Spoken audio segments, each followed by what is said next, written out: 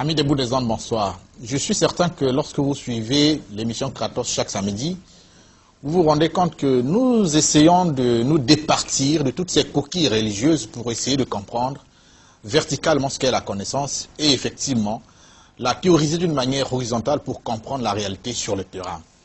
L'émission Kratos se fait ce devoir encore aujourd'hui, oh Dieu merci, de vous faire venir M. Abdoul, que vous aviez suivi il y a à peu près 4 ans, avec qui on avait fait coup sur coup des émissions qui ont été presque diffusées dans le monde entier. Lui-même en est le témoin vivant. Il est allé au Maroc, invité par quelqu'un qui a suivi cette émission Kratos. Rappelez-vous ces contradictions entre musulmans et chrétiens sur ce même plateau de Kratos. Il est encore allé en Europe parce que, bien sûr, invité par ceux qui ont suivi ces cassettes, encore que ces cassettes avaient été vendues à la gare du Nord à Paris comme des bouts de pain. Piratage, on dirait. Non, on n'a pas eu, n'est-ce pas, l'occasion de poursuivre ces gens-là. Nous sommes au Congo-Brazzaville. Nous revenons avec eux aujourd'hui, ils sont ici cosmopolitains. Donc il y a les musulmans d'un côté, les chrétiens de l'autre. On va parler de qui est le salut. Quand on va chez les chrétiens, bien effectivement, vous avez deviné, il s'agit de Jésus-Christ. Mais chez les musulmans, il y a Mohammed, hein, n'est-ce pas? Alors, mais au moins, c'est qu'il y a une religion qui est au-dessus de l'autre par le fait de l'existence. Le christianisme est apparu avant l'islam. Je crois que personne ne me contredira. Aujourd'hui, donc, on est avec eux sur ce plateau pour voir qui apporte réellement le salut sur terre. Quelqu'un a dit toujours que Jésus-Christ a émis une religion, une forte religion sur l'amour. Jusqu'aujourd'hui, les gens continuent à mourir pour lui. Alors, des musulmans aussi, l'on sait qu'ils sont nombreux à défendre la religion de Mohammed. Les 2 plus grandes religions au monde sont celles-là, si je ne me trompe pas. Mais par le fait du nombre, on parlera un peu du bouddhisme, parce que les Chinois sont nombreux, des Japonais aussi, des Indiens, pourquoi pas. Mais au niveau universel, les plus grandes religions sont donc les 2 que nous avons sur ce plateau-là. Avec eux, nous allons savoir qui des 2 prophètes apportent réellement le salut sur terre. Bonsoir, chers invités. Abdoul. Merci beaucoup, encore une fois de plus. Je dirais simplement que l'exposé sur le thème de qui est le salut, ou en d'autres termes, l'humanité sera-t-elle sauvée par Jésus-Christ ou Mohammed, doit naturellement ou évidemment paraître très surprenant pour les chrétiens. Pour les chrétiens qui savent que pour eux, en dehors de Jésus-Christ, non seulement il n'y a pas d'autre sauveur que lui, mais Mohammed n'a pas aussi été mentionné dans la Bible, comme ils le disent. Mais la sincérité en soi n'est pas une garantie de vérité. Nous disons simplement ceci, que personne d'entre nous ne peut être plus éloquente que Dieu, Jésus-Christ et Mohammed pour nous départager sur cette question. C'est-à-dire nous montrer finalement qui ou l'humanité sera sauvée par qui. Et c'est par Jésus-Christ ou par Mohammed. Au lieu de continuer, n'est-ce pas, à tirer les drapes de son côté, nous ferions donc mieux, n'est-ce pas, de nous référer à leurs propres propos pour nous départager sur cette question. Parce que Dieu qui avait envoyé Jésus-Christ et Mohammed, et ce dernier qui n'avait enseigné que ce que Dieu leur avait commandé de dire, sont mieux placés, n'est-ce pas, pour nous trancher sur cette question. Ils sont mieux placés, oui. C'est par les Écritures qu'ils ont laissé? C'est par les Écritures. Il faudrait d'abord que nous revenions encore à la Genèse pour faire un petit briefing sur le but de la création de l'homme et de l'envoi des messagers de Dieu. D'après le Coran, dans son chapitre 51, verset 56, Dieu dit, je vais citer le verset en arabe, puis le traduire en français, Dieu dit, Bismillah ar-Rahman ar-Rahim, au nom de Dieu le clément, le miséricordieux. وَمَا خَلَقْتُ الْجِنَّ وَالْإِنسَ إِلَّا لِيَعْبُدُونِ. Je ne parlais pas en langue, c'est en arabe. Et ce verset veut dire ceci. Dieu veut dire dans ce verset, je n'ai créé les hommes et les esprits invisibles, ou les créatures invisibles, que dans le but de m'adorer. C'est-à-dire, il ressort clairement de ce verset coranique que Dieu n'avait créé l'homme que dans le but de lui rendre un culte pur et sincère, de mener une vie vertueuse fondée sur la volonté de Dieu, exprimée dans tous ces livres sacrés, dont les derniers, nous disons nous les musulmans, et le Coran. Et en tant que vicaire de Dieu sur la terre, l'homme est appelé à faire triompher la loi de son Seigneur sur toute la surface de la terre. Et cela étant, l'homme ne pouvait pas, n'est-ce pas, connaître le but de sa création et savoir comment adorer Dieu ou mener une vie vertueuse fondée sur la volonté de Dieu qu'au travers des messagers de Dieu. Alors c'est là donc qu'une nécessité se fait sentir pour Dieu, n'est-ce pas, d'envoyer des messagers qui ne devraient être tirés que du milieu des êtres humains. Parce que Dieu, selon les Écritures, n'a pas envoyé des anges prêcher aux êtres humains. Il nous dit dans le Coran, dans son chapitre 17, verset 95, « Si les anges vivaient tranquillement sur la terre comme des hommes, je leur aurais envoyé un messager ange. Mais comme ils n'habitent pas la terre, il n'y a pas de messager ange qui viendrait sur la terre pour transmettre aux hommes la parole de Dieu. » C'est ainsi, en lisant tous les livres sacrés, vous ne remarquerez nulle part où un ange s'est tenu sous un arbre ou sur une montagne et était en train de prêcher directement la parole aux enfants, plutôt aux enfants d'Adam ou aux êtres humains. Ceci contredit, n'est-ce pas, la théorie de ceux qui disent que Dieu était littéralement venu en chair ici pour venir prêcher aux hommes sa propre parole. Alors que les anges, qui sont les secrétaires de Dieu, ne l'ont pas encore fait, mais les gens croient du moins que le PDG est descendu et s'est laissé surprendre par ses propres créatures, arrêté, ligoté, crucifié, et à la croix, il s'adresse encore au Dieu créateur. Alors, je disais que donc là, partant de ces points-là, Dieu, nécessité se fait sentir donc d'envoyer des messagers, et Dieu a envoyé plusieurs messagers dans le monde. Plusieurs messagers. Lesquels vous connaissez? Il y en a beaucoup. Il y a Abraham, Moïse, Salom, David, Jean-Baptiste, Mohammed, beaucoup de messagers. Au nombre, le prophète Mohammed nous dit ceci, il y a 124 000 prophètes envoyés. Oui, on les voit dans le Coran ou bien dans la Bible seulement. Dans 113. Vous trouverez d'autres sont cités. Il n'y a que 25 qui sont cités dans les 5 Corans. Ouais. Et d'autres également sont cités dans la Bible et d'autres messagers que nous ne connaissons même pas. Ouais, qui ont dû certainement imposer d'autres religions aussi comme... Non, qui ne sont venus qu'enseigner une seule religion, puisque Dieu est unique. Les Krishna, les Confucius... Oui, c'est ça. C'est comme nous. Nous disons par exemple, Bouddha fut un véritable messager de Dieu. Mais c'est juste après le passage de Bouddha que les gens ont dénaturé la pureté de la foi enseignée par Bouddha. D'accord, alors on y va. C'est ça. Oui. Donc Dieu a envoyé plusieurs messagers. Il a suscité des messagers dans chaque nation. Pas seulement aux enfants d'Israël. Contrairement à ce que croient les chrétiens. Parce que les chrétiens croient que Dieu n'avait suscité des messagers que dans la postérité d'Isaac. Mais le Coran nous dit le contraire. Et ce que le Coran dit est affirmé aujourd'hui par la science archéologique. C'est-à-dire, Dieu dit au 16e chapitre du Saint-Coran, verset 36, « J'ai suscité des messagers dans chaque nation. » Chaque nation. Chacune des nations avait reçu la visite d'un messager de Dieu. L'archéologie le confirme.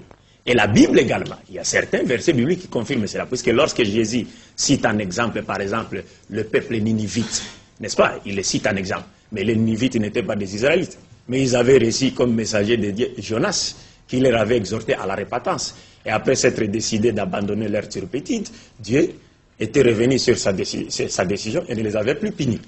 Lorsque, par exemple, le peuple de Sodome est cité en exemple, l'immoralité et la turpitude du peuple de Sodome est cité en exemple, n'est-ce pas? Dans la Bible, par exemple, le peuple de Sodome n'était pas des Israélites. Et les messagers que Dieu leur avait envoyés étaient Lot. Oui. Donc Dieu a suscité des messagers partout. Mais, par contre, Dieu avait promis une chose. Il a dit que c'est par Abraham que toutes les familles de la terre seront bénies ou sauvées. C'est-à-dire, c'est de la postérité d'Abraham que Dieu suscitera un messager par qui l'humanité tout entière sera sauvée. Et c'est lequel? Et c'est sûr, maintenant c'est sur l'identité de ces messagers que les chrétiens et les musulmans se divisent. Voilà, maintenant c'est là la division. Oui, allons-y à l'identité, effectivement, les chrétiens de ce prophète. Les chrétiens disent qu'il s'agit de Jésus, oui. Et les musulmans disent non, il s'agit plutôt de Muhammad. Oui. Vous savez qu'il y a donc deux promesses qui avaient été faites par Dieu. Abraham, qui est appelé le père la foi par les chrétiens, a eu un premier fils qui est Ismaël. Mais il l'a eu avec la servante de son épouse Sarah. C'était Agar, une Égyptienne. Mais par la suite, avec Sarah, par la même promesse de Dieu, il a eu donc Isaac. Ça veut dire que l'aîné d'Abraham, enfin, en tant que fils, c'est Ismaël, et puis est venu Isaac. Il y a deux postérités. Mais des deux postérités, Dieu a fait des promesses. Il a demandé à Ismaël, plutôt il a dit à la maman d'Ismaël que ton fils va être porteur d'une véritable légitimité internationale, c'est-à-dire de tenir par lui un véritable monde qui va fouler certainement les extrémités de la terre. Maintenant, essayer de comptabiliser ou de dénombrer les musulmans à travers le monde, ils sont tellement astronomiquement nombreux, et donc on ne sait pas vraiment si la promesse tient bon. Du côté d'Isaac, on a dit qu'on fera de toi le maître des nations.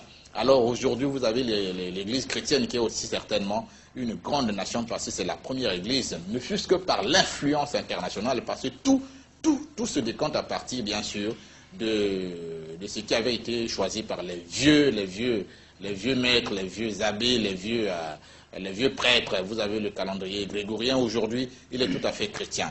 Aujourd'hui, on va savoir de quelle promesse on devrait se fier et quelle est la promesse qui devrait sauver le monde. C'est pourquoi le monde se partage entre deux promesses, celle d'Ismaël et puis celle d'Isaac. Avant toute chose, comme le veut la tradition, je m'en vais d'abord rendre hommage à Allah, souverain de l'univers, souverain des hommes, et j'implore sa grâce et ses nombreuses bénédictions sur notre vénéré prophète Mohammed et sur sa famille. Bien, nous ne pouvons parler d'Isaac et d'Ismaël, paix de Dieu sur eux, sans toutefois remonter vers la source, c'est-à-dire vers Abraham qui fut appelé l'ami de Dieu, le père des croyants, le père des prophètes. Alors, d'après le Coran, chapitre 37, versets 83 à 104, Dieu nous dit, au nom de Dieu, le clément et miséricordieux, du nombre de ses coreligionnaires, certes, fut Abraham, quand il vint à son serviteur avec un cœur saint, quand il dit à son père et à son peuple, qu'est-ce que vous adorez? Cherchez-vous dans votre égarement des divinités en dehors d'Allah? Que pensez-vous du Seigneur de l'univers? Puis, il jeta un regard attentif sur les étoiles et il dit, je suis malade, vraiment. Et il dit, je suis malade. Ils lui tournaient le dos et s'en allèrent. Alors il se glissa vers leur divinité et dit, ne mangez-vous pas? Qu'avez-vous à ne pas parler? Puis il se mit furtivement à les frapper de sa main droite. Alors les gens vinrent à lui en courant. Il leur dit, adorez-vous ce que vous-même sculptez, alors que c'est Allah qui vous a créé, vous et ce que vous fabriquez. Ils dirent, qu'on lui construise un four et qu'on le lance dans la fournaise. Fin de citation. Bien, Abraham, comme nous le savons très bien, que la paix de Dieu soit sur lui, naquit à Babylone, en Mésopotamie, dans le pays appelé Our. Babylone, actuellement, c'est l'Irak. Alors, dans ce pays, les habitants de ce pays adoraient plusieurs divinités, qui les étoiles, la lune, le soleil, et les idoles fabriquées de leurs mains, en bois. Alors, Abraham était très malade, c'est-à-dire qu'il n'en revenait pas. Il était vraiment attristé par le fait que son peuple adorait les idoles. Alors, un jour, Abraham s'est résolu de détruire toutes ces idoles-là, à l'insu de son peuple. Il l'a fait, il a pris la hache, il a détruit toutes les statues. Alors, quand le peuple est revenu, parce qu'il est allé fêter en dehors du village, à son retour, le peuple a vu que ses dieux a été bousillé, détruit. Alors, ils ont su que c'était Abraham qui a fait ça. Parce qu'Abraham, comme vous le savez bien, Dieu l'a choisi pour prôner le monothéisme pur sur toute la surface de la terre. Donc, il avait la croyance d'un Dieu unique, sans icône et associé. Alors, comme on savait que c'était Abraham qui l'a fait, le peuple a dit, bon, il faut qu'on lui donne une correction, hein, il faut vraiment une punition. Ils ont préparé un four, c'est-à-dire c'était un fossé creusé, ils ont mis du bois dedans, ils ont allumé le feu, et ils ont pris Abraham, ils l'ont jeté au feu. Mais Dieu, à qui appartient la puissance et la force sur toute chose, a dit au feu, ô feu, sois frais et doux pour Abraham, mon serviteur. Et le feu s'est converti en paradis. Et Abraham, donc ce feu-là n'a brûlé aucun membre du corps d'Abraham. Il en est sorti sain et sauf. Après, Dieu lui a dit, il n'a brûlé aucun membre du corps d'Abraham. Il en est sorti sain et sauf. Après, Dieu lui a dit, Abraham, sors d'ici, va dans le pays que je vais t'indiquer. Et Abraham quitta Our, il est allé à Canaan, en Palestine actuellement. Comme dit la Bible dans Genèse chapitre 12, verset 1 à 3, Dieu a dit à Abraham, Va-t'en de ton pays, de ta patrie, de la maison de ton père, vers le pays que je t'indiquerai. Je ferai de toi une grande nation. Je te bénirai. Je rendrai ton nom grand. Ça, c'est dans la Bible. Bien. Comme nous le savons tous, Abraham avait été avancé en âge, il n'avait pas de postérité. Sa femme Sarah n'avait pas donné d'enfant à Abraham. D'après la tradition prophétique, Sarah avait une servante nommée Agar, l'égyptienne. Elle s'appelait Hajir. La Bible la reconnaît comme Agar. Eh bien, Sarah dit à Abraham, mon mari, voilà mon Seigneur m'a rendu stérile. Mais j'ai ma servante ici. Tu peux aller vers elle. Peut-être que nous aurons un enfant. Parce qu'elle savait qu'Abraham avait le souci d'avoir un héritier. Vous savez, l'héritier chez les prophètes de Dieu, c'est pas que l'héritier doit venir hériter de son père des choses périssables du monde. Non, mais il va hériter la foi qu'avait Abraham pour essayer de répandre le monothéisme pur sur toute la surface de la terre. C'était ça le but des héritiers des prophètes. Alors, là, Sarah a dit à Abraham, va vers ma servante. Et Abraham écouta sa femme. Agar devient enceinte. Mais avant de continuer, il faut mettre une emphase. Il faut faire une mise au point. Pour deux choses. D'abord, Agar n'était pas une esclave, mais elle était une servante. Il y a une différence entre servante et esclave. Une esclave, ou un esclave, si vous voulez bien, c'est d'abord quelqu'un qu'on achète à prix d'argent, ou alors, quand une nation se lève contre une autre nation, eh bien, la nation victorieuse prend en otage la nation vaincue. Et d'office, ils deviennent des esclaves. Mais Agar plutôt n'est pas dans ce manière-là. Deuxième chose, oui, c'est ça. De deux, Agar, comme disent certaines mauvaises langues, Abraham a fait l'adultère avec Agar, la servante de Sarai. Non, nous disons bien que Sarah avait donné Agar pour femme à Abraham. Servante veut dire quoi? D'après la Bible, le dictionnaire biblique, ça veut dire que dans un régime de mariage polygamique, servante, elle vient servir la première, c'est un mariage polygamique. Agar était la deuxième femme d'Abraham, selon le dictionnaire biblique. Restons dans le contexte de chrétien. Quand ils disent que c'était une servante dans le sens d'esclave, mais nous disons, l'esclave, au fait, devant Dieu, n'est pas quelque chose à rejeter. Parce que selon le Coran, chapitre 49, verset 13, Dieu dit, ô homme, nous vous avons créé d'un mâle et d'une femelle, et vous avons désigné en nations et tribus pour que vous vous entreconnaissiez. Abraham, dans le verset qui suit, Coran chapitre 37, verset 99, 99, Abraham dit ceci à Dieu. Eh bien, il dit à Dieu, moi je parle de mon Seigneur et il me guidera. Seigneur, fais-moi don d'une progéniture d'entre les vertus. Et nous lui fîmes donc la bonne annonce d'un garçon longanime, Ismaël. Et alors, Abraham avait demandé à Dieu d'avoir un héritier. Et Dieu lui donna un héritier qui s'appelle Ismaël. Il l'a eu comment? C'est par Agar qu'il a eu l'héritier, cet héritier-là.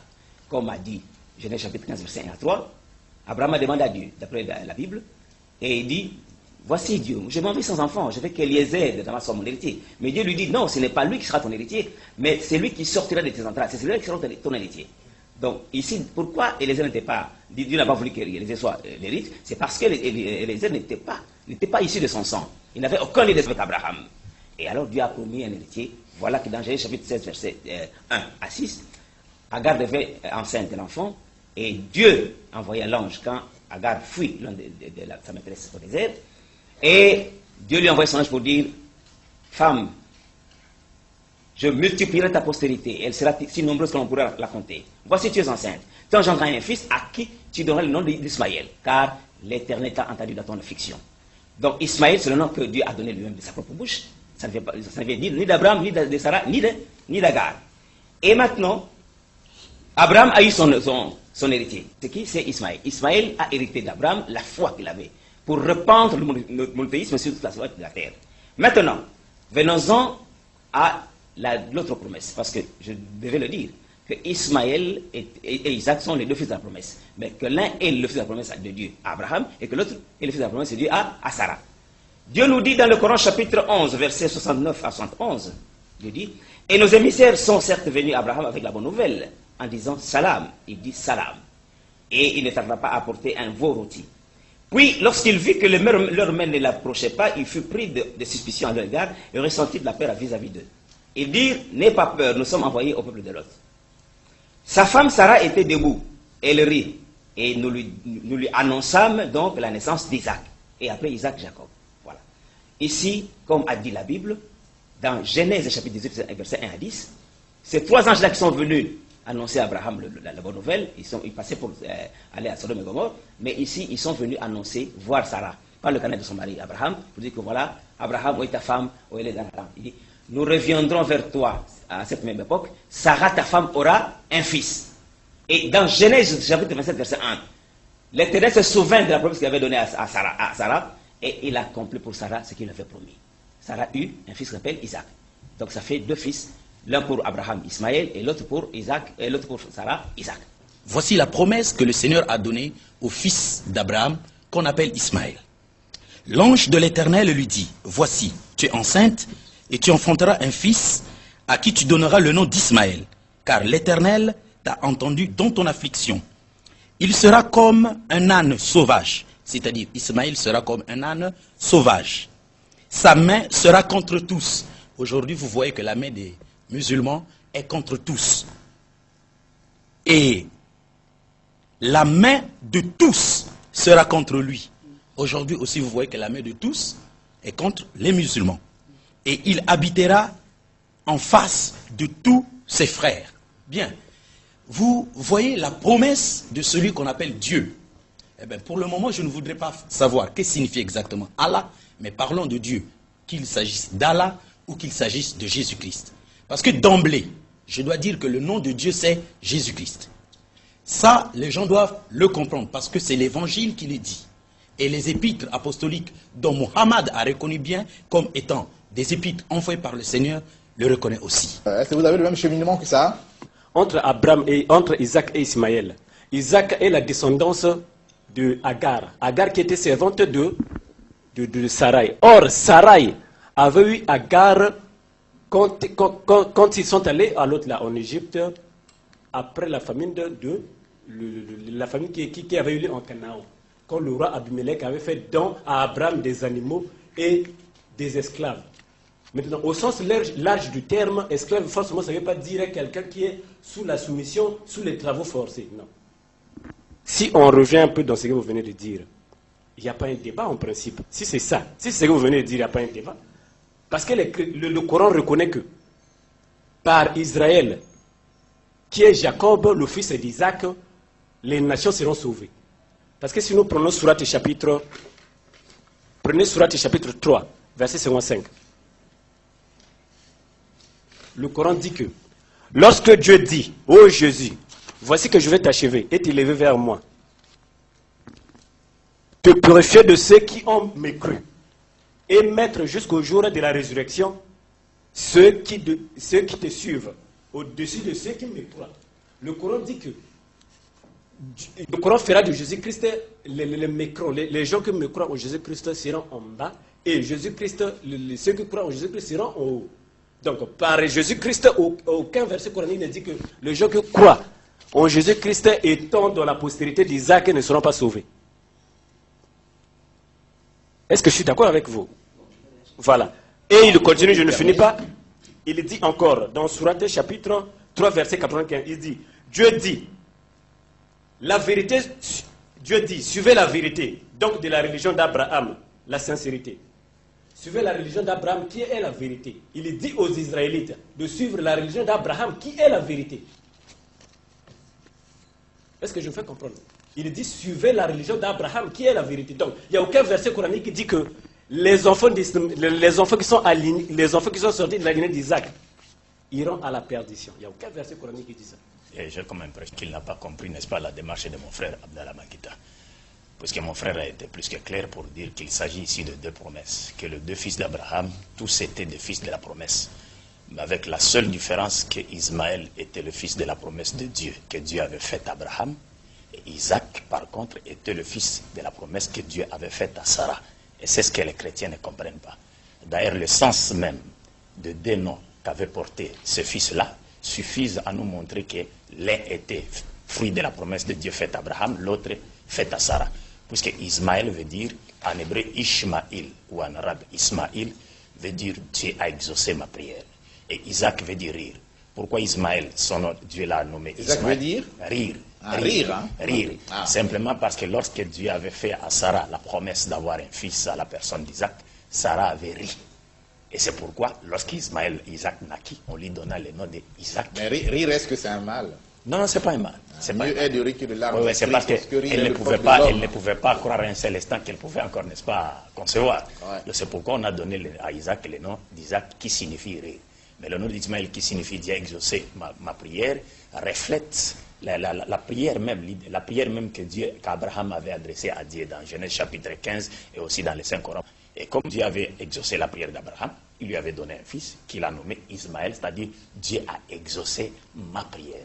Pour montrer que voilà, c'est Ismaël et le fils de la promesse de Dieu faite à qui? À Abraham. Et lorsque nous parlons des deux promesses, nous disons que par qui, par exemple, l'humanité sera-t-elle sauvée? Rappelez-vous que Dieu, parlant à s'adresser à Abraham, lui avait dit que toutes les familles de la terre seront bénies en toi. Ça veut dire ceci, que Dieu suscitera d'Abraham, il suscitera à partir d'Abraham, un prophète par qui l'humanité tout entière sera sauvée. Et les chrétiens pensent, par exemple, que ces prophètes ou ces messagers est Jésus. Alors que lors de la dernière émission, nous avions été clairs pour faire sortir des propos de la bouche du Christ lui-même, que la paix de Dieu soit sur lui, où il disait, par exemple, dans Matthieu 15, 24, « Je n'ai été envoyé qu'aux brebis perdues de la maison d'Israël. » Et dans Matthieu 19, 27 à 28, il dit, « Le jour où le Fils de l'homme sera assis sur le trône de sa gloire, vous qui m'avez suivi, vous serez de même assis sur 12 trônes pour juger les 12 tribus de la maison d'Israël. » Et dans Matthieu 10, 5 à 7, il a interdit ses apôtres à aller vers les païens et les samaritains, mais à aller plutôt chercher les brebis perdues de la maison d'Israël. Mais nous disons ceci, comme le dit le Coran, puisque c'est que les gens doivent comprendre que pour les Juifs, l'humanité est divisée en deux blocs. Pardon. Il y a un bloc qui est juif et qui pour eux est dans les droits chemins. Par contre, l'autre bloc est dans l'égarement. Et pour les chrétiens, l'humanité, effectivement, ils ont la même conception que celle des Juifs, que l'humanité était divisée en deux blocs. Il n'y avait que les Juifs qui étaient dans les trois chemins, les autres étaient dans l'égarement. Mais lorsque Jésus vint, c'est à ce moment-là que Dieu avait ouvert maintenant la porte du salut aux autres nations. Mais pour le Coran, ce n'est pas comme ça. Dieu dit dans les 5 Corans qu'il a suscité des messagers dans chaque nation.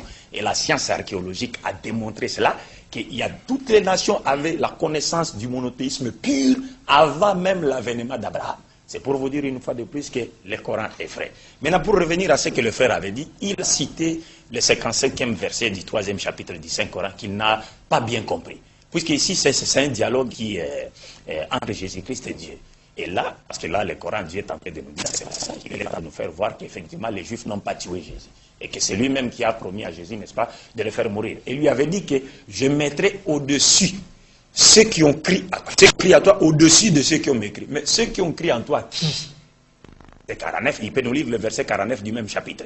Le verset 49 nous dit ceci, Dieu dit, Warasulan et la bani Israël. C'est-à-dire, il a fait de Jésus-Christ un messager aux enfants d'Israël. Donc, ceux qui seront mis au-dessus de ceux qui ont mécrit, ce sont les Juifs qui ont crié en Jésus et qui avaient reconnu en Jésus-Christ comme étant le Christ qui leur avait été destiné et en qui Dieu avait placé les trésors spirituels destinés au salut des Juifs. Mais nous disons pour terminer, que le messager, Ismaël étant le fils de la promesse de Dieu, fait Abraham, le messager qui est sorti d'Ismaël, c'est Muhammad, et c'est par Muhammad que l'humanité tout entière sera sauvée. C'est la raison pour laquelle, depuis que Jésus est passé, depuis que tous les prophètes, sans que ces prophètes ne soient faux, puisque les musulmans croient à tous les messagers de Dieu. Et les musulmans disent que les enseignements de Jésus, les enseignements de Moïse et de tous les messagers issus de la postérité d'Isaac sont bénéfiques à l'humanité. Mais il faut reconnaître que ces messagers n'ont été envoyés qu'aux enfants d'Israël. Et aujourd'hui, on ne peut pas appliquer la loi biblique sur toute la surface de la terre. Par exemple, pour terminer, je vais dire, par exemple, la Bible encourage, par exemple, l'esclavage. Mais le Coran abolit l'esclavage. On n'est pas, la Bible encourage les Israélites à pratiquer l'esclavage et à garder les étrangers même en esclavage sous servitude. Ce sont des versets bibliques. Les téléspectateurs peuvent vérifier dans Exode chapitre 21, verset 2 à 6, virgule 20. Et ils peuvent également voir dans Lévitique chapitre 25, verset 39 à 46. Alors vous, chrétiens, vous avez déjà entendu que la postérité qui sauve l'humanité aujourd'hui, c'est la postérité de Mohammed, donc d'Ismaël. Serait-ce vrai ou faux? Je dirais bien que c'est faux, parce que la Bible ne se contredit pas elle-même. Et la Bible, on ne cherche pas à l'interpréter n'importe comment. Parce que quand nous parlons de Dieu, nous voyons d'abord la spiritualité. Or la spiritualité est autre que les choses vaines, parce que les choses vaines ne cohabitent pas avec les choses spirituelles. Mais nous allons revoir encore au commencement, comme il l'a dit, notre Père Abraham et Dieu. Je vous invite que nous lisons dans Genèse 17, au verset 20 à 21. Oui, lisez-le rapidement pour le commun des mortels. À l'égard d'Ismaël, je t'ai exaucé. Voici, je le bénirai, je le rendrai fécond, et je multiplierai à l'extrême. Il engendra 12 princes. Je ferai de lui une grande nation. J'établirai mon alliance. Là, Dieu précise. L'alliance, c'est un accord, c'est un décret vraiment qu'on ne peut jamais couper. J'établirai mon alliance avec Isaac, que Sarah enfantera cette époque-ci et l'année prochaine. Là, si je prie ces versets, c'est pour vous dire, un homme ne peut que un homme qui traite l'alliance avec une personne, c'est que cet homme a la confiance à cette personne et cet homme donne sa vie à cette personne. Toute promesse, je peux faire une promesse à un frère et que je ne le réalise pas. Mais quand je signe une alliance, c'est en quelque sorte un testament que je laisse. Obligatoire donc en toute chose. Donc l'alliance qui a été signée à Isaac nous prouve que c'est Isaac, c'est la prospérité d'Isaac par lequel les gens dans ce monde seraient sauvés. D'où la prospérité d'Isaac qui est le père Jacob, et Jacob qui a engendré Israël, Israël qui a engendré, je dirais plus lointain, je descends en bas, Jésus-Christ. Voilà. Ah, là, ouais, il a dit quelque chose. Oui, réagissez. Hein. Oui, c'est clair, parce que le problème, c'est quoi? Le frère a lu un passage de la Bible, mais malheureusement, il ne l'a pas compris. D'ailleurs, ce passage est plus que clair, parce que le passage dit ceci. Je conclurai une alliance avec Isaac et sa postérité après lui, dès l'année prochaine. Ça, c'est la première alliance. Parce que la Bible elle-même te dit, les 2 femmes d'Abraham symbolisent des alliances. C'est la Bible elle-même qui te dit, les 2 femmes d'Abraham symbolisent des alliances. Si l'alliance conclue avec les descendants d'Isaac, ce qui avait garanti cette alliance était la loi que Dieu avait révélée à Moïse et la suscitation des messagers jusqu'à Jésus. Quelle est maintenant la chose qui avait garanti l'alliance que Dieu a conclue avec la postérité d'Ismaël? C'est le pétrole des Arabes. Puisque Dieu te dit, je conclurai une alliance avec Isaac et sa postérité après lui. Ce n'est pas toutes les nations. Isaac avec sa postérité. Et tous les prophètes qui sont ici de la postérité d'Isaac, aucun d'eux n'a prétendu avoir été envoyé à l'humanité tout entière. Le seul messager de Dieu ici de la postérité d'Abraham par Ismaël, Muhammad, est le seul qui a prétendu être envoyé à l'humanité tout entière. Vous m'avez tout à l'heure posé une question qui consiste à savoir, vous appartenez dans quelle promesse? Je vous dis évidemment, vous appartenez dans la promesse d'Ismaël. Pourquoi? Puisque regardez les 2 mariages d'Abraham. Le mariage, ce sont des mariages symboliques. Suivez, monsieur l'ex-danseur, suivez un peu. Suivez ceci. Il y a les 2 mariages d'Abraham, sont symboliques. Abraham avait épousé Sarah, qui était de sa race. Mais Agar était une africaine égyptienne. C'est le symbolisme même de l'internationalisme ou l'universalisme même du message du messager qui sortira de cette femme-là. Puisque Sarah était de la postérité de la race d'Abraham. Mais Agar n'était pas de la race d'Abraham. Donc il a dépassé les frontières pour aller prendre une femme qui appartient à une autre nation et de surcroît une africaine. Et c'est pour vous dire, vous appartenez à cette promesse. Pourquoi? Suivez d'abord, monsieur, mon frère. Calmez-vous, mon frère. Nous sommes dans une... Respectons-nous d'abord. C'est un débat.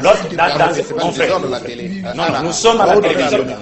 Et il faut toujours savoir respecter les principes du dialogue. Lorsque deux personnes parlent à la fois, alors je continue en disant ceci. Vous appartenez évidemment, effectivement, à la promesse d'Ismaël. Pourquoi? Parce que les musulmans aujourd'hui dans le monde entier, lorsqu'ils appellent les gens à l'islam, c'est pour que ces gens se retrouvent soumis à un système que Dieu dirige. Pas un système que les musulmans contrôlent, que les hommes contrôlent. Mais lorsque les chrétiens et les juifs vous appellent, c'est pour vous soumettre à un système qu'eux contrôlent et qui ne profite qu'à leurs intérêts. Très bien, arrêtez-vous maintenant. C'est ça la différence. Voilà, il y a une chose que mon frère n'arrive pas à comprendre. Allez-y, ouais. J'ai tout à l'heure dit au commencement, j'ai dit que les choses de Dieu se comprennent que spirituellement. Quand on veut parler de l'alliance, on ne voit pas ce qui est de la chair, parce que Dieu n'est pas charnel, Dieu est spirituel. L'alliance qu'il y a entre moi, si je dis que je suis de la prospérité d'Isaac, c'est spirituellement. Car Dieu a dit... Démontre-nous ça spirituellement. Passons le micro à l'autre chrétien. Là, il n'y a aucun verset coranique qui dit que les Noirs qui quitteront l'Afrique, l'Afrique centrale ici, là, seront sauvés par le message de Mahomet. Il n'y a aucun message comme ça. Même, regardez, oui, effectivement, je viens. Mais qu'est-ce que vous n'allez pas faire comprendre aux gens? Rien que du mensonge. Regarde-moi. Prenez par exemple, prenez le Coran. Surah chapitre 3, versets 144 à 145. Mohammed n'est qu'un messager des messagers. Avant lui ont passé d'autres messagers. Avant Mahomet. S'il mourait, donc, et s'il était tué, retournerez-vous sur vos talents? Maintenant, je continue. Quiconque retourne sur ses deux talents ne saurait faire à Dieu le moindre mal. Est-ce que je fais comprendre? Le Coran nous explique que Mohammed n'est qu'un simple messager. Avant Mahomet, il y a eu d'autres messagers qui ont venu. Même le père Abraham, qui croit que c'est lui qui a rebâti la Mecque, et son fils Ismaël. Mais avant Abraham, il y a eu d'autres. Le père d'Abraham, dans l'autre là, dans Genèse chapitre 24, verset 3, adorer les idoles. Donc, si Abdul Majid dit que, en dehors d'Ismaël, les gens qui vont croire à d'autres messagers seront perdus, ça c'est archi faux. Il n'y a aucun verset, même de la Bible. Prenez par exemple Actes chapitre 9, verset 16. Paul dit, Jésus dit, Paul, moi je t'envoie pour que tu portes mon nom devant les nations, les rois, les païens et les juifs. Ça c'est Jésus qui dit à Paul. Donc si toi tu veux nous faire croire que si nous on ne va pas croire en Ismaël, et si nous on ne va pas croire au Coran ou à l'autre là, aux écritures sacrées coraniques, nous on ne sera pas sauvés, ça c'est faux. C'est vous qui êtes séduits. Parce que vous étant noir, vous n'avez pas une religion à vous. Vous êtes allé dans la région arabique pour croire avoir là-bas le salut. Mais c'est archi faux, il n'y a rien. Du vivant de Mahomet.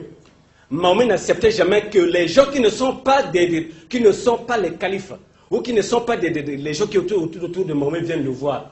Or, ça n'était pas le cas avec Jésus. Je te lis un verset coranique. Regardez, s'il était venu pour toute l'humanité, mais comment un homme qui vient pour toute l'humanité et que les gens viennent le rendre visite, ils les interdisent. Même ça, à moins que tu sois invité pour venir manger. Je peux vous lire les versets coraniques. Non, réagissez avec beaucoup plus de pondération. Pour qu'on fasse un débat. Je termine. Voilà. Prenez Daniel. Regardez la promesse de l'autre là, de l'Arabie. Prenez Daniel chapitre 8 verset 2 jusqu'à 5 à 6. Parce que toi, quand tu viens ici, tu nous embrouilles sur les matières et tout. Prenez Daniel chapitre 2 verset 8 verset 2. Voilà. Dieu est clair. Dieu dit dans Daniel chapitre 8 verset 2. Il dit que Daniel se trouvait sur la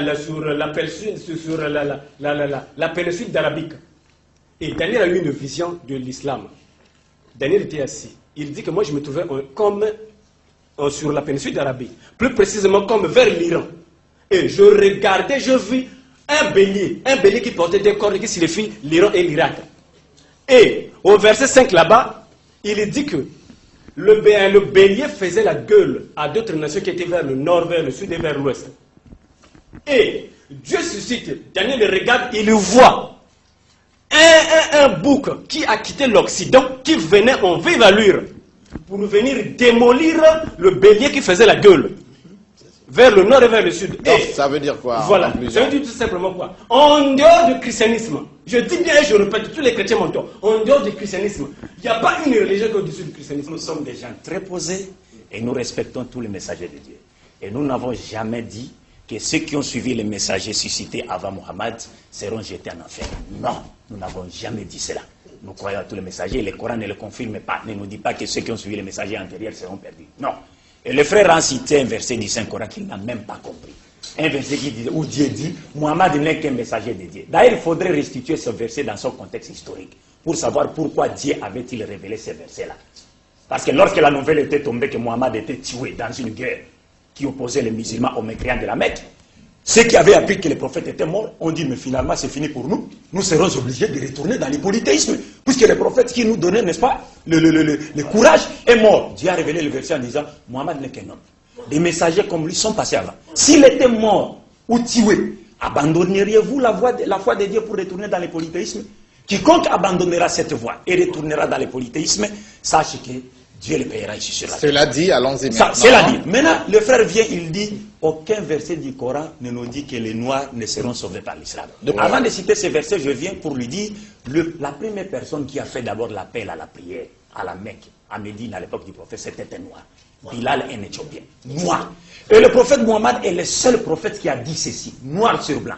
L'arabe n'est pas supérieur à un autre être humain, ni un autre être humain supérieur à un arabe, ni un noir supérieur à un blanc, ni un blanc supérieur à un noir que par la piété. Le meilleur d'entre vous est celui qui craint Dieu le plus. Ceci pour corroborer ces versets coraniques. Coran chapitre 49, verset 13. Dieu dit ceci. Ô homme, nous vous avons créé d'un mâle, Adam, et d'une femelle, Ève. Et nous vous avons fait de vous des nations et des tribus. Pour des nations et des tribus. Plusieurs nations sont sur la terre. Pour que vous vous connaissiez facilement. Le meilleur d'entre vous auprès de Dieu est celui qui craint Dieu le plus. C'est ce que le Coran dit. Maintenant, pour revenir en ce qui concerne la question du salut. D'ailleurs, il cite Daniel, il a triché avec la Bible. Quand il dit Daniel 8, suivez. Il dit le bélier a deux cornes. C'était le royaume des Mèdes et des Perses, bien sûr, c'était vrai. Et le bouc qui avait une bouc, le bouc qui avait une seule corde, c'était il est venu détruire les musulmans. Non, le bouc là, c'est l'empire grec. Et la grande corne représentait Alexandre le Grand. Et ça, ce sont des royaumes qui ont existé avant même l'avènement de Mohammed. Puisqu'après l'empire assyrien, il y a l'empire babylonien, l'empire néo-babylonien, l'empire médo-perse, l'empire grec, l'empire romain. Après l'empire romain, Mohammed est venu. Allons-y maintenant à l'attente, à l'aboutissement de cette émission.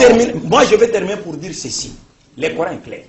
Aucun chrétien, qui qu'il soit, ne peut me montrer un seul verset dans la Bible, là où le mot noir même est cité, qui dit que les noirs et les blancs sont égaux. Et vous allez voir que, d'ailleurs je cite 1 Timothée chapitre 6, je cite le verset, à partir du verset 5, dit ceci. 1 Timothée chapitre, que tous ceux qui sont sous le joug de l'esclavage regardent leur maître comme digne de tout honneur, afin que le nom de Dieu et la doctrine ne soient pas blasphémés. Le prêtre de l'église catholique s'est appuyé, s'est appesanti sur ces passages bibliques, et d'autres encore dans la Torah, pour pratiquer l'esclavage des Noirs. Les 15 millions de Noirs qui ont été amenés en Amérique, étaient amenés par des chrétiens blancs pour aller travailler dans les champs blancs. Mais lorsque Mohammed est venu, il a dit, le Créateur a créé les hommes libres, et vous voulez en faire des esclaves? Donc l'islam même, les enseignements islamiques a dévancé même le principe universel de la Déclaration universelle des droits de l'homme. Puisque l'un des articles de 1948 nous dit, tous les êtres humains sont égaux, ils sont égaux en dignité et en honneur. Rappelez-vous par le fait de l'histoire l'esclavage perpétré aussi par les Arabes. Oui, je vais apporter la lumière là. Voilà. C'est pour vous dire ceci. Aujourd'hui, nous avons des Arabes qui sont musulmans et des Arabes qui sont chrétiens. Vous comprenez?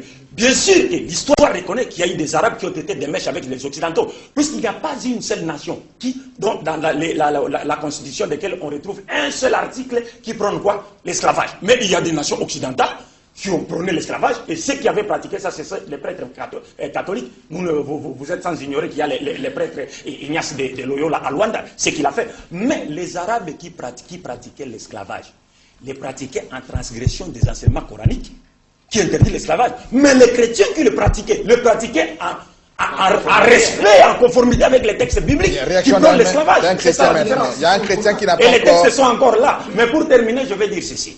Une fois de plus. Quand le frère dit le monde ne sera pas sauvé par l'islam, j'ai dit, Jésus est passé. On a parlé de la postérité d'Abraham et de l'héritage d'Abraham.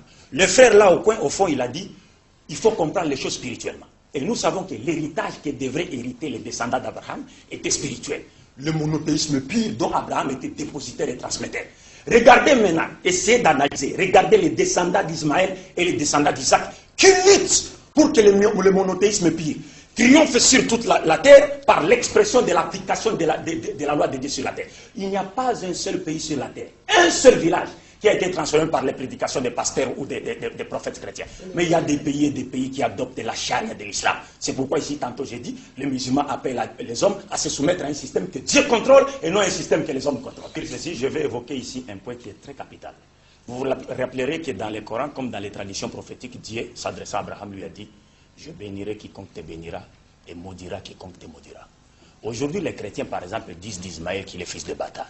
Simplement parce qu'Abraham a eu Ismaël avec qui? Avec Agar.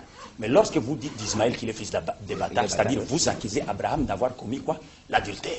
un ami de Dieu, est-ce qu'en accusant Abraham d'avoir été coupable d'adultère, vous allez vous acquérir la malédiction de Dieu ou les bénédictions de Dieu? Dieu pardonne aussi les péchés. Mais il ne pardonne que lorsqu'on reconnaît ses fautes. Maintenant, je vais en venir pour dire ceci. Les chrétiens, c'est là, ils s'appuient sur ce point pour dire que Mohammed ne pouvait pas être un messager de Dieu par qui l'humanité serait sauvée ou doit être sauvée, simplement parce qu'il descend d'une femme qui était esclave. Mais les chrétiens oublient que Jacob avait 4 femmes. Jacob avait épousé Léa, il voulait avoir la cadette Rachel, mais le jour du mariage, son beau-père lui avait donné Léa l'aînée en lui disant qu'ici chez eux, selon la coutume, on ne pouvait pas faire marier la cadette avant l'aînée. Jacob a épousé l'aînée et la cadette. Comme l'aînée, la cadette se vit qu'elle ne donnait pas des enfants à Jacob, elle a pris sa servante comme Sarah avait fait avec Agar, l'a donnée à Jacob. Jacob a eu des enfants avec la servante de Rachel et également des enfants avec la servante de Léa qui était l'aînée. Donc il a eu des enfants avec l'aînée, la cadette, la servante de l'aîné, la servante de la cadette. Mais tous juste d'une même légitimité. Oui, mais les enfants qui sont sortis, qui sont nés des 2 servantes-là, ne sont jamais considérés comme étant des fils de bâtards par les chrétiens. Seul Ismaël. Ok. C'est que les musulmans ne connaissent pas le plan. C'est un problème de plan. Dans Hébreux chapitre 1er, l'Écriture dit, après avoir autrefois, à plusieurs manières et à plusieurs reprises, Dieu a parlé par nos pères, par des prophètes, mais dans ces derniers jours, Dieu nous a parlé par le Fils. Jésus a dit dans Jean chapitre 17, que hors la vie éternelle, qui te connaît, c'est toi le véritable Dieu, et celui que tu as envoyé, Jésus-Christ. Dieu n'a jamais envoyé Mahomet, mais Dieu a envoyé Jésus-Christ. Maintenant, Jésus-Christ dit dans Jean 20, verset 21, comme le Père m'a envoyé, moi je vous envoie. Donc Dieu n'a jamais envoyé Mahomet. Mais dans les derniers jours, Dieu a envoyé Jésus-Christ. Mais ça, c'est selon la Bible. Alors, ça, c'est selon la Bible, parce que nous sommes des croyants bibliques. Nous croyons comme dit l'Écriture. Jésus a dit dans Jean 7, verset 38. Bon, alors, celui qui croit en moi comme dit l'Écriture, pas comme dit le Coran. Amen. Dans le Coran, il n'y a rien de divin. Nous savons une chose, que c'est Dieu qui sauve. Si les frères acceptent que non, Dieu a sauvé le monde par Mahomet, qu'ils acceptent que Mahomet est Dieu. Parce que l'Écriture dit dans Ésaïe, moi je suis Dieu, en dehors de moi personne ne sauve. Amen. Lorsque nous disons que Jésus-Christ c'est lui le sauveur, nous savons ce que nous disons. Par là, nous voulons dire quoi? Que Jésus-Christ est Dieu manifesté en chair. Amen. Comme cela est écrit dans 1 Timothée 3, verset 16. Ouais. Le nœud du problème du salut, c'est que la Bible dit que c'est Jésus qui est le sauveur. Eh bien, voilà ce que dit la sourate, chapitre 4, le verset 157. Et à cause de leurs paroles, nous avons vraiment tué le Christ, Jésus, fils de Marie, le messager d'Allah. Or, ils ne l'ont ni tué ni crucifié. Mais ce n'était qu'un faux semblant. Et ceux qui ont discuté sur son sujet sont vraiment dans l'incertitude. Ils n'en ont aucune connaissance certaine. Ils ne font que suivre des conjectures et ils ne l'ont certainement pas tué. Mais Allah l'a élevé vers lui. Donc, pour Muhammad, Jésus-Christ n'est pas mort. Eh bien, voici ce propos-là. Prouve, qui est coranique. Qui est coranique, prouve que la religion de l'islam est tout à fait contraire avec le christianisme. Le thème d'aujourd'hui consiste à savoir l'humanité sera-t-elle sauvée par Jésus-Christ ou Mohammed. Et j'ai proposé à Lisa, personne d'entre nous ne peut être plus éloquente pour répondre ou trancher sur cette question. C'est Dieu qui avait envoyé, qui nous dira par qui l'humanité sera-t-elle sauvée, et Jésus lui-même va le dire. Si Jésus a dit quelque part que c'est par lui que l'humanité sera sauvée, nous le verrons dans la Bible et dans le Coran. C'est clair. Nous sommes là, c'est juste pour l'aider de sorte qu'il ne se fasse pas passer pour quelqu'un, je m'excuse le terme, qui est 3 fois ignorant. Parce que mieux vaut être une fois ignorant. C'est-à-dire, on enseigne. Mais quand on est 3 fois ignorant, c'est-à-dire, on enseigne, on parle sur des choses dont on ignore soi-même qu'on est ignorant, et on ignore que celui qui nous a appris ces choses-là est lui-même ignorant. Lesquels de Jésus-Christ? Par qui? Qui de Jésus, de Mohammed est le messager et le sauveur de l'humanité? Ou Dieu a fait le sauveur de l'humanité? La Bible et le Coran sont clairs pour dire de Jésus-Christ qu'il n'a été envoyé qu'aux enfants d'Israël. Jésus n'a jamais été envoyé à l'humanité tout entière. Et si Jésus est sauveur, il n'est sauveur que pour les enfants d'Israël. Parce que la Bible dit clairement que Dieu a fait de Jésus-Christ un sauveur pour les enfants d'Israël. Et lui-même a dit dans Matthieu 15, 24, je n'ai été envoyé qu'aux brebis perdues de la maison d'Israël. Je ne sais pas si en disant je n'ai été envoyé aux brebis perdues de la maison d'Israël, cela veut dire qu'il a été envoyé à alimenter tout entier. Ça a commencé avant même sa naissance. Vous savez que Jésus est venu en accomplissement de la seconde alliance comme étant le garant de la seconde alliance que Dieu avait conclue avec les enfants d'Israël. Parce qu'il y a eu une première alliance qui a été abolie. La seconde, Dieu avait conclu avec les enfants d'Israël. Cette alliance a été annoncée dans Jérémie chapitre 31, versets 31 à 34. Dieu a dit, je conclurai une nouvelle alliance avec les deux maisons d'Israël. Israël du nord et Israël du sud. Parce qu'après la mort de Salomon, le royaume d'Israël s'est scindé en deux parties. Le royaume du nord, Israël, capitale Samarie. Le royaume du sud, Juda, capitale Jérusalem. Dieu a fait une seconde alliance avec les enfants d'Israël. Et avant même que Jésus ne naisse, l'ange est venu dire à Joseph, le père nourricier de Jésus, selon la Bible, que ne te sépare pas de ta fiancée Marie, car l'enfant qu'elle a conçu vient du Saint-Esprit. Et lorsque cet enfant naîtra, elle l'appellera Jésus. C'est cet enfant-là, Dieu l'a choisi et a fait de lui le sauveur de son peuple. Quel peuple? Ça c'est Matthieu chapitre 1, verset 21. Quel peuple? Matthieu chapitre 2, verset 6 nous dit ceci.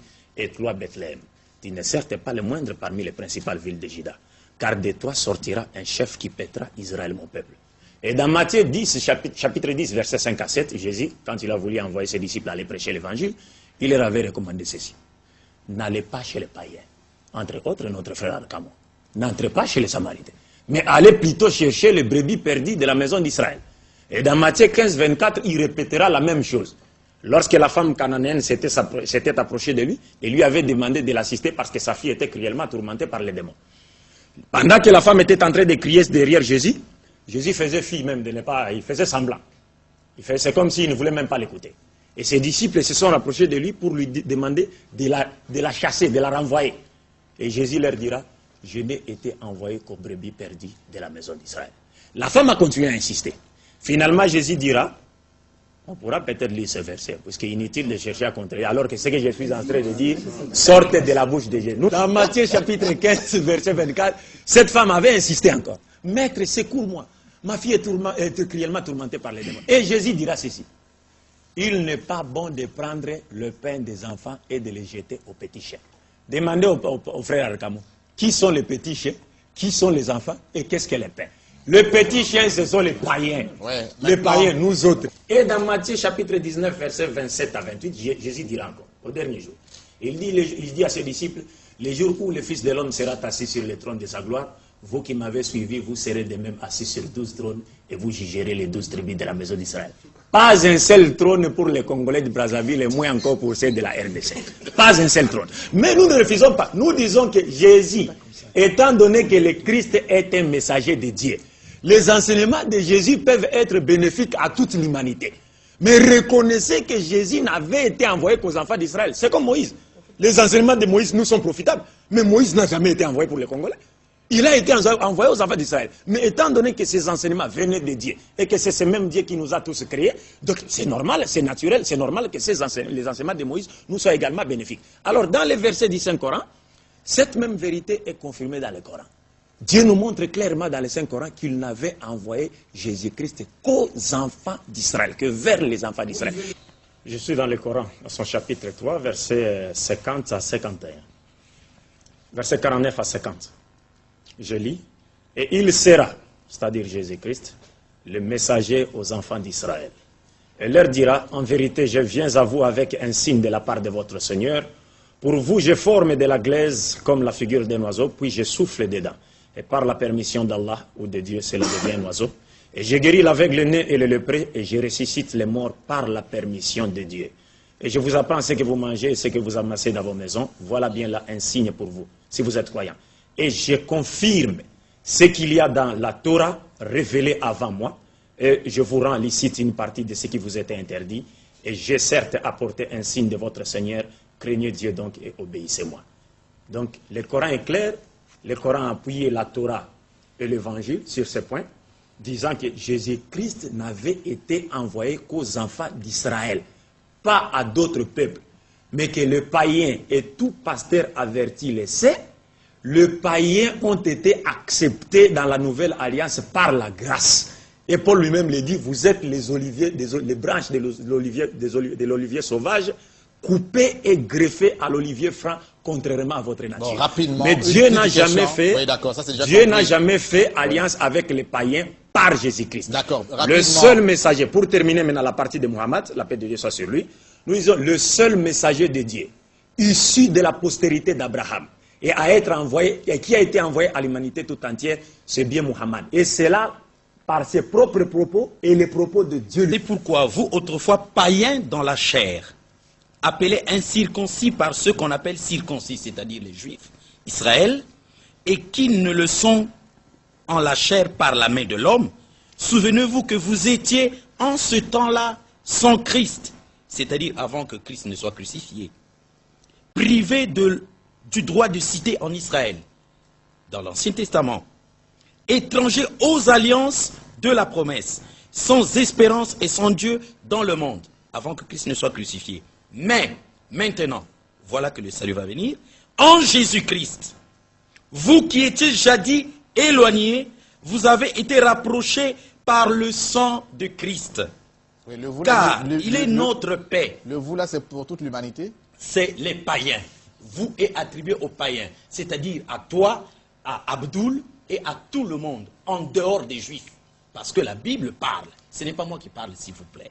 Je continue. Mais maintenant, en Jésus-Christ, vous qui étiez jadis éloignés, vous avez été rapprochés par le sang de Christ, car il est notre paix. Lui qui des deux n'en a fait qu'un. Il y avait Israël, il y avait les nations, il en a fait un. Donc il n'y a plus deux, mais il y a un. Je continue la parole du Saint-Esprit, qui n'est pas l'ange Gabriel, mais le Saint-Esprit, l'Esprit de Jésus-Christ. Car il est notre paix, lui des deux qui n'en a fait un et qui a renversé le mur de séparation, l'inimitié, ayant anéanti par sa chair la loi des ordonnances dans ses prescriptions, afin de créer en lui-même avec les deux un seul homme nouveau, en établissant la paix, et de les réconcilier l'un et l'autre en un seul corps, avec Dieu, par la croix, en détruisant par elle l'inimitié. Il est venu annoncer la paix à vous qui étiez loin, nous autres, et la paix à ceux qui étaient près, les Juifs. Car par lui, nous avons été les uns et les autres, car par lui, nous avons les uns et les autres accès auprès du Père, qu'on l'appelle Dieu, Jésus-Christ ou Allah, dans un même esprit, le Saint-Esprit. Ainsi donc, vous n'êtes plus des étrangers, ni des gens du dehors, mais vous êtes concitoyens des saints, gens de la maison de Dieu. Vous avez été édifiés sur le fondement des apôtres et des prophètes, Jésus-Christ lui-même étant la maîtresse pierre du coin. Donc c'est clair. Bon, je voudrais réagir rapidement à ce qu'a dit M. Arcamon ici. Écoutez, d'abord, il a lu un livre que Paul a écrit aux Éphésiens. C'est Paul qui parle, c'est pas Jésus qui a parlé là. Jésus s'est limité dans Matthieu chapitre 15, verset 24. Je n'ai été envoyé qu'aux brebis perdues de la maison. C'est-à-dire, quand on est professeur d'université, par exemple, au professeur d'une école, on donne le cours d'histoire. Mais est-ce que si les élèves n'ont pas le professeur de géographie, ils vont dire au professeur d'histoire que non, comme on n'a pas le professeur d'histoire, donnez-nous quand même le cours de géographie? Et lui dit, non, mais je n'ai été engagé que pour dispenser le cours d'histoire. Ça veut dire qu'il doit encore dispenser le cours de géographie? Point d'interrogation.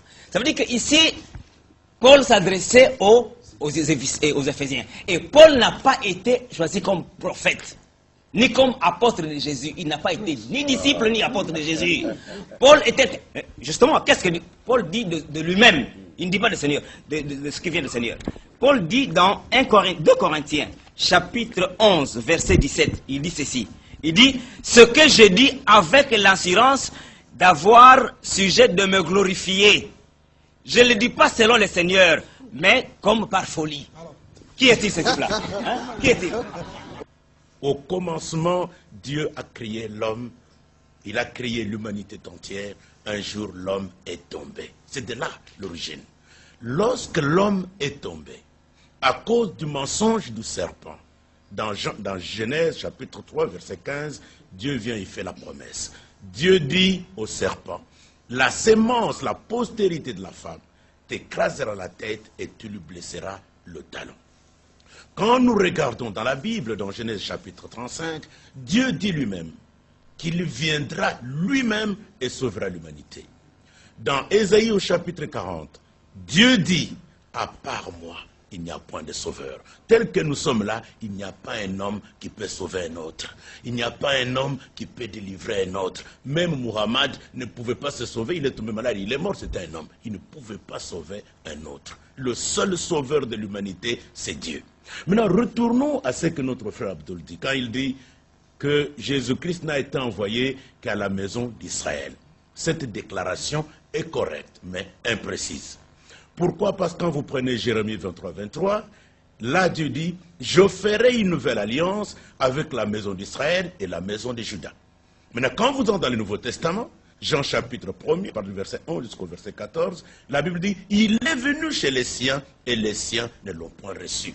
Alors comme les siens ne l'ont point reçu, alors il s'est tourné vers ce qui n'était pas le peuple, les païens. Parce que quand vous prenez Matthieu chapitre 28, quand vous prenez Marc chapitre 16, le Seigneur dit à ses disciples, allez dans le monde entier, prêchez la bonne nouvelle à toute la création. Celui qui croira et qui sera sauvé et qui sera baptisé sera sauvé. Celui qui ne croira pas sera condamné. Cela était prêché par les apôtres. Et lui-même dit, à commencer par Jérusalem, chez les Juifs. Allez en Judée, toujours chez les Juifs. En Samarie, et puis jusqu'aux extrémités de la terre. La parole de Dieu a quitté Israël, elle est allée en Arabie. Les Arabes n'étaient pas des Juifs. Et quand cette parole est arrivée en Arabie, il y a une chose que les gens doivent connaître. Il y avait ce que les musulmans appellent, dans leur Coran, et que la Bible appelle la Torah, le Pentateuque de Moïse. Dans la Torah, quand vous prenez Deutéronome chapitre 18, verset 15, là Dieu dit, je vais susciter d'entre les Juifs un prophète comme moi et vous l'écouterez. Voilà, ce sera et ce prophète, c'est Jésus-Christ. Le téléspectateur averti comprendra quelque chose dans ce que vient de dire M. Ditoku et M. Arkamo. Parce que M. Ditoku, pour commencer par lui, il a dit ce que M. Abdul vient de dire est correct. C'est-à-dire que Jésus-Christ n'avait été envoyé qu'aux enfants d'Israël, mais imprécis. C'est-à-dire là, il a cité maintenant un verset, un passage de l'évangile de Jean, où il dit, il est venu chez les siens, mais les siens ne l'ont pas reconnu. Mais ce n'est pas tous les Juifs qui n'ont pas reconnu Jésus. Mais quand on dit, mais à ceux qui l'ont reçu, c'est toujours les Juifs. Je vais continuer, je vais démontrer ça. Puisqu'il y a plus de 6 000, 8 000 Juifs qui ont cru en Jésus. Ça, c'est biblique même. Mais moi, je disais ceci, que Jésus-Christ n'avait jamais envoyé ses disciples aller prêcher aux gens des autres nations. Il a cité Matthieu 28, 19, que lui-même n'a pas compris. Puisqu'après cet ordre-là, les disciples n'ont jamais prêché aux païens. Le premier païen qui avait entendu la parole de l'évangile, s'il me montrera le contraire, il me baptisera sur ce podium. Le plateau. Le premier païen qui avait pour la première fois entendu la parole de l'évangile, c'est bien Corneille, à Césarée. 95 km de Jérusalem et 40 quelques années après que Jésus soit passé. Et c'était au travers, Dieu avait dépêché un ange. C'était le moment où Dieu avait maintenant ouvert la porte aux païens. C'est-à-dire qu'ils devraient maintenant être accueillis dans l'église de la Nouvelle Alliance. Comme mes frères Arkamo l'avait dit ici. Il a cité un verset, mais ce verset ne me contredit pas. Puisque dans ce verset, il est dit que les païens étaient étrangers aux alliances. Et j'ai souligné en disant, Dieu n'a jamais fait une alliance avec les païens. Mais il a fait alliance avec Israël. Mais les païens ont été acceptés par la grâce. Et Jésus-Christ avait bien prédit cela. Dans la parabole des noces, il a dit, le maître de la maison a organisé une fête pour son fils. Il a lancé des invitations à ses amis. Ces derniers n'ont pas répondu à l'invitation. Mais comme il y a la nourriture qui a été préparée à l'invitation, de peur que cette nourriture ne se détériore, n'est-ce pas? Le maître a demandé à ses serviteurs d'aller chercher même les inconnus qui passaient dans la rue. Et ces inconnus, ce sont les païens. Ils sont venus maintenant remplacer les amis du maître de la maison pour consommer la même nourriture. Mais la nourriture n'a pas été préparée à l'invitation. La nourriture a été préparée à l'invitation des amis du maître de la maison. Et eux n'ont été appelés que par la grâce. C'est-à-dire la grâce, c'est quelque chose dont on n'a pas espéré. C'est ça la grâce. Je termine en disant ceci. Ouais. Je vais terminer par l'évangile de Matthieu. Je dis que les disciples n'ont jamais... Et cet ordre ne consistait jamais pour les apôtres aller prêcher aux nations. La preuve en est qu'il n'a pas compris. Quand Jésus dit aller dans toutes les nations, il ne veut pas dire aller prêcher les païens. Mais il a envoyé ses disciples aller chercher les Juifs qui étaient dans la diaspora. C'est pourquoi le jour de la Pentecôte même, la Bible nous dit dans Actes chapitre 2, la Pentecôte. Les Juifs en Éthiopie. Mais c'est ça, le jour de la Pentecôte, on vous dit, il y avait là des Juifs venus à Jérusalem, des Juifs pieux, qui habitaient les nations, toutes les nations qui sont sous le ciel. Notez ça bien. Des Juifs qui habitaient les nations qui sont sous les ciels. Et ils étaient à Jérusalem pour le pèlerinage, la fête de la Pentecôte. Et c'est à ces juifs-là que les disciples s'étaient mis à s'adresser.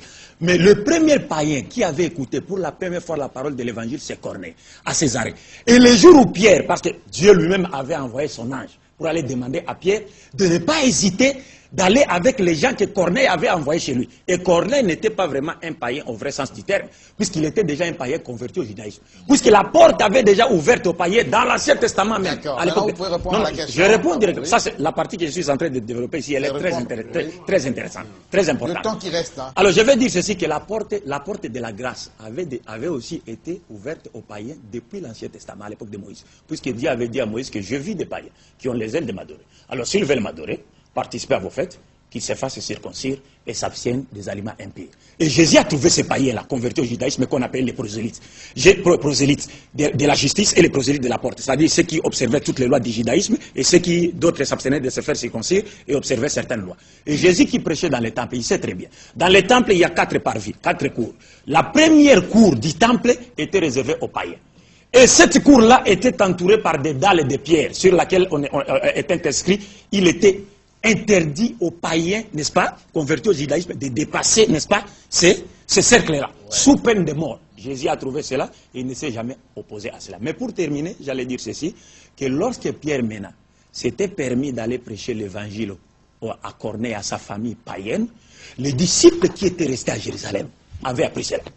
Et l'ont blâmé. Et l'ont invité à aller même s'expliquer là-bas. Pourquoi tu t'es permis de rentrer chez les païens? Puisqu'ils savaient que l'ordre leur donné par leur Seigneur dans Matthieu 28, 19 ne consistait nullement à aller chez les païens. Tout ça, c'est biblique. C'est biblique, ça. Maintenant, parole à vous. Alors, je désire dire que les téléspectateurs voient que nos amis musulmans sont dans une très grande confusion. Je dis à ce que l'autre dit ici. Je veux lire dans Romains chapitre 11. Il est écrit, je vous le dis à vous païens, c'est Paul qui dit. Je vous le dis à vous païens, en tant qu'apôtre de païens, je glorifie mon ministère. Il s'est dit apôtre de païens. Parce que lui dit que Paul n'a pas été apôtre. Mais c'est clair. Regardez Les autres ne sont ici, pas apôtres de pardon. païens. Regardez dans Galates au chapitre 2, dans Galates au chapitre 2, au verset 8, l'apôtre Paul dit, car celui qui a fait de Pierre l'apôtre des circoncis a aussi fait de moi l'apôtre des païens. C'est-à-dire le même évangile qui devait être prêché d'abord aux Juifs à Jérusalem devrait aller jusqu'aux confins de la terre pour le salut de l'humanité. Et comme je dis ici, il n'y a des sauveurs que Dieu, s'est fait chair, il est devenu homme, il est venu sur la terre pour nous sauver, c'est Jésus-Christ. Je dis ceci, avant de lui lire les versets Oh du là là, Coran. le temps va être coupé. Oui, je sais. Je dis, avant de lire ces versets du Coran, remarquez que le pasteur s'est contredit. Puisqu'il dit, Paul dit, c'est lui qui a fait de Pierre l'apôtre pour les circoncis. Ce qui implique à dire clairement que Pierre n'a jamais reçu de Jésus la mission d'aller chez les païens. A fait de moi l'apôtre des circoncis. Alors, je termine par le verset. Écoutez, non, Coran chapitre 34, verset 28. Dieu dit ceci, parlant de Muhammad. Il dit, nous t'avons envoyé à la totalité des hommes comme miséricorde de notre part. Mais la plupart des gens ne le savent pas. Au nom du Dieu de bonté et de miséricorde, dis, c'est lui le Dieu un. Dieu le refuge des bons. Il n'engendra ni ne fut engendré.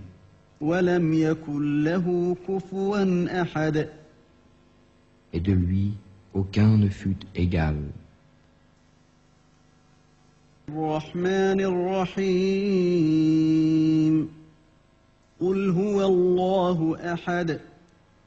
Au nom du Dieu de bonté et de miséricorde, dis, c'est lui le Dieu un.